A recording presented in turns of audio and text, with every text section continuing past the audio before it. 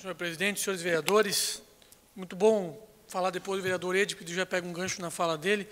Antes disso, me permitem, eu quero cumprimentar o vereador Bogo. Amanhã o senhor faz aniversário, não é isso? Se não nos encontrarmos, quero de público registrar meus cumprimentos a Vossa Excelência. Muita felicidade.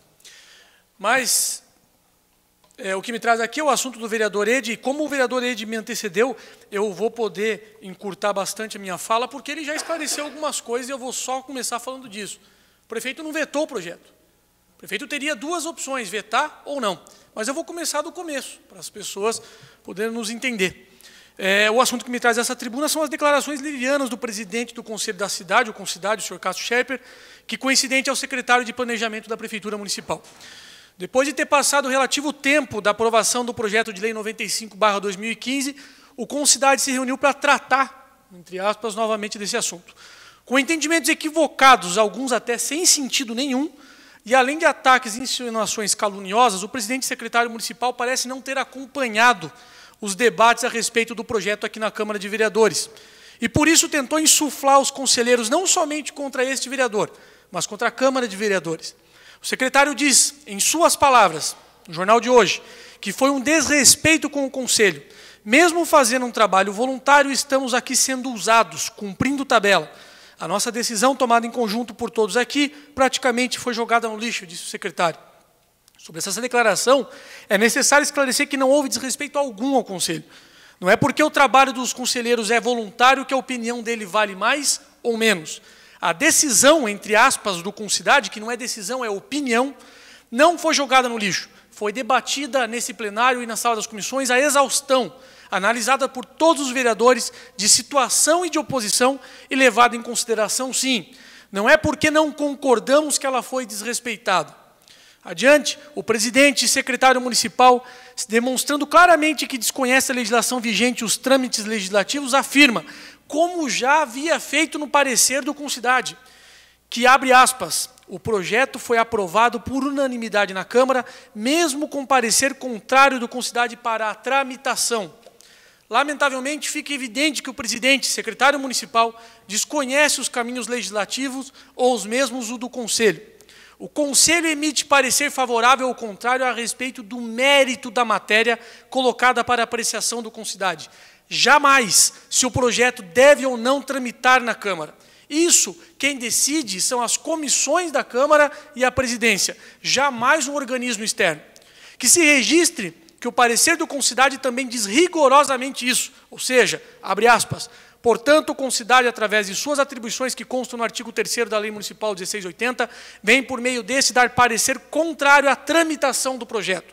Ou seja, o Concidade não emitiu parecer fundamentado contrário ao mérito do projeto. Se limitou equivocadamente a dizer que seria contrário ao trâmite do projeto, algo inconcebível. Essa cobrança pode até parecer técnica ou com excesso de preciosismo, mas por aí se vê que as críticas do presidente e do secretário não têm base, são equivocadas, para dizer o mínimo. E adiante, o secretário diz que conversou com moradores do bairro Oxford sobre a alteração, e abre aspas, ninguém sabia de nada. Ou seja, nas palavras dele, abre aspas novamente, ficou claro que o projeto foi feito para beneficiar uma área específica, fecha aspas, insinuando que a lei foi feita para beneficiar alguém. Repudia a insinuação do presidente e secretário municipal. Se tem algo que ninguém pode me acusar de tentar favorecer a quem quer que seja. O secretário Cássio Scherper que não me meça pela régua dele. Se ele, eventualmente, tem o hábito de beneficiar terceiros, que não me compare a ele. Quanto a isso, pretendo interpelar o secretário judicialmente, se comprovado for.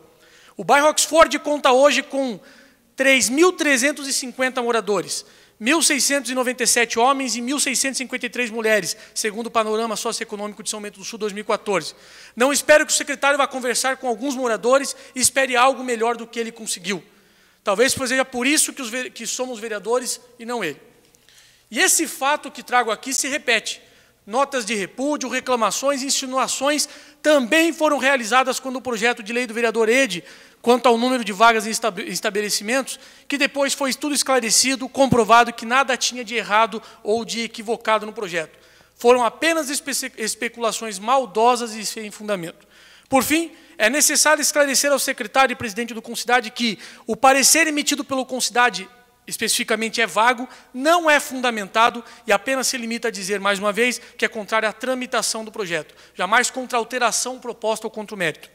Segundo que o inciso 18 do parágrafo 2º do artigo 3º, da Lei 1680 de 2006, que cria o Conselho da Cidade, estabelece que são com atribuições do Conselho da Cidade opinar e emitir pareceres sobre todos os assuntos que lhe forem remetidos.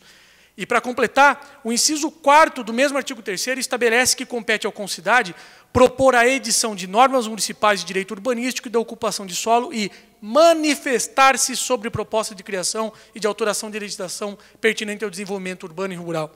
Ou seja, o caráter deliberativo do Conselho, frisado no artigo 1º da Lei 1680, se aplica a outras situações em que o Concidade se manifesta, como, por exemplo, aquela descrita no artigo 9 da Lei que cria o Conselho das Cidades.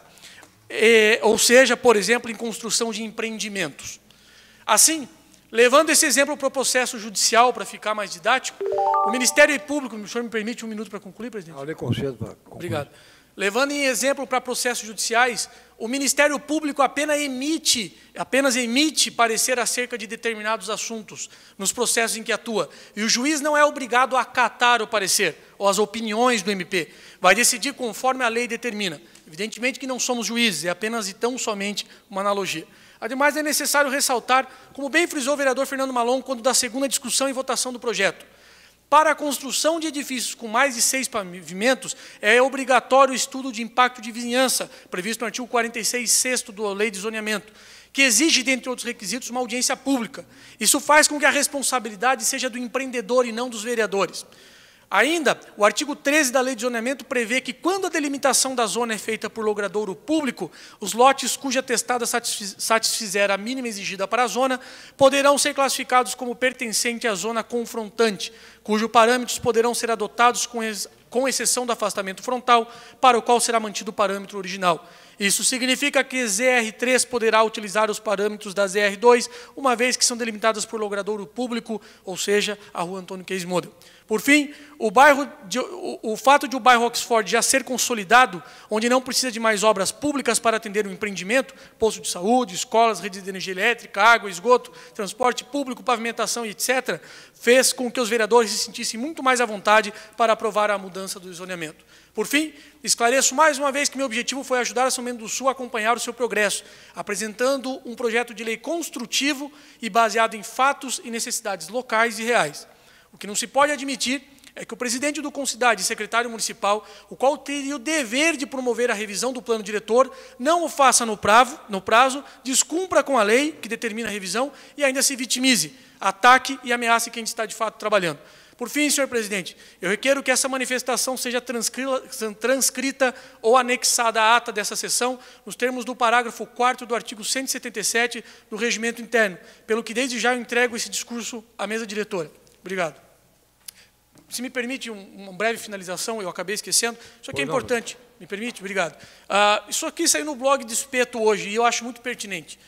Diz o blog do Espeto: quando a Secretaria de Planejamento de São Bento do Sul resolve implantar mudanças de trânsito na cidade, não leva em conta e muito menos consulta o Conselho de Trânsito e faz tudo por conta própria, e a revelia da comunidade eles acham justo.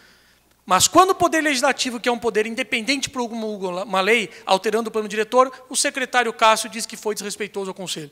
Fica o registro. Obrigado, presidente.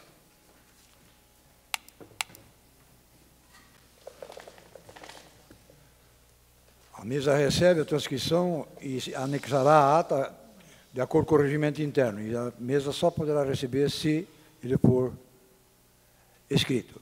Verbalmente não pode ser aceito. Então está aceita a transcrição. O próximo vereador escrito na palavra. 3. Vereador Peter Alexandre Knoibila, segundo secretário desta Casa de Leis. Vossa Excelência, vereador, tem o tempo de até 6 minutos.